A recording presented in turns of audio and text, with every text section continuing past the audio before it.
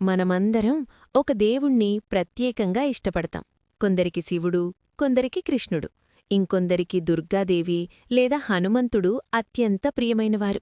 కాని ఎందుకు మనసు ఒక దేవుడిపైనే ఎందుకు ఆకర్షితమవుతుంది? దీని వెనుక ఒక అద్భుతమైన ఆధ్యాత్మిక శాస్త్రం ఉంది.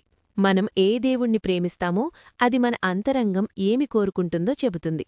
మీ ఆత్మ ఏ గుణాన్ని పెంచుకోవాలనుకుంటుందో అదే దేవునివైపు మిమ్మల్ని నడిపిస్తుంది. శివుడు శాంతికి చిహ్నం. మీ మనసు శాంతిని, వైరాగ్యాన్ని కోరుకుంటే మీ ఆత్మ వెంటనే శివుడివైపు ఆకర్షితమవుతుంది. శివుడు = శాంతం, ధ్యానం, నిశ్శబ్దం. శ్రీకృష్ణుడు ప్రేమకు ప్రతిరూపం. మీ హృదయం ప్రేమ, అందం, మాధుర్యం, సంబంధాల్ని విలువగా చూస్తే మీరు సహజంగానే శ్రీకృష్ణుడివైపు ఆకర్షితులవుతారు. కృష్ణుడు = ప్రేమ, అందం, సంగీతం. దుర్గా లేదా కాళీ శక్తి స్వరూపం. మీకు ధైర్యం, రక్షణ, శక్తి కావాలనుకుంటే మిమ్మల్ని దేవీ దుర్గా లేదా కాళీ అమ్మతత్వం ఆకర్షిస్తుంది. దుర్గాదేవి = శక్తి, ధైర్యం, రక్షణ. హనుమంతుడు భక్తి మార్గం. మీకు సేవ, వినయం, నిస్వార్థ భక్తి ముఖ్యమైతే హనుమంతుడి తత్వం మీలో బలంగా స్పందిస్తుంది. హనుమంతుడు = భక్తి, సేవ, వినయం.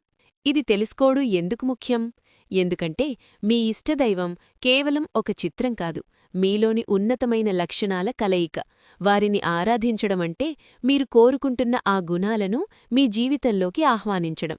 మీ ఇష్టదైవం = మీ అంతర్గత లక్ష్యం. మీరు ఎంచుకున్న దైవం ద్వారానే మీరు జీవితంలో ఏ మార్గాన్ని అనుసరించాలనుకుంటున్నారో తెలుసుకోవచ్చు.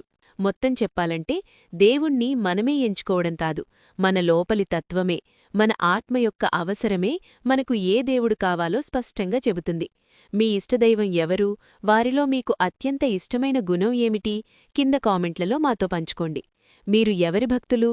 కామెంట్ చేయండి. సబ్స్క్రైబ్.